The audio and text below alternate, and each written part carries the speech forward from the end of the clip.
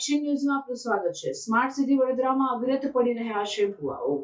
પરિવાર 4 રસ્તાથી શોલેશ રોડ પર ડ્રેનેજ લાઇનમાં ભૂવો પડ્યો। છેલ્લા 15 દિવસથી ભૂવો પડ્યો હોવા છતાં તંત્રને કામગીરી કરવા માટે આળસ। 15 ફૂટ લાંબો અને પહોળા ભૂવાને પગલે વાહન ચાલકો ત્રાહિમામ। વોર્ડ નંબર 15 કોંગ્રેસના વોર્ડ પ્રમુખ મેહુલ કહારનું નિવેદન।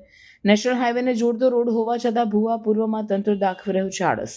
મોટી સંખ્યામાં સોસાયટી અને હોસ્પિટલ આવેલી હોય નાગરિકોને પડી રહી છે મુશ્કેલીઓ। વહેલી તકે કામગીરી કરવા માંગ કરી। વોર્ડ નંબર 15 નો વિસ્તાર છે। અહીંયા 15 થી 20 દિવસ અગાઉ એક મસ્ત મોટો ભૂવો પડ્યો છે। આશરે 1 ફૂટ ઊંડો અને 15 ફૂટ પહોળો ભૂવો છે। અહીંયાના રોડની કામગીરી, ડ્રેનેજની કામગીરી ડિસેમ્બર મહિનામાં પૂર્ણ થઈ ગઈ છે, પરંતુ જો 6 થી 7 મહિનામાં જો આવા મસ્ત મોટા ભૂવા પડતા હોય તો 100% અધિકારીઓ, કર્મચારીઓની મિલીભગતથી જ આ ભૂવા પડતા હોય છે।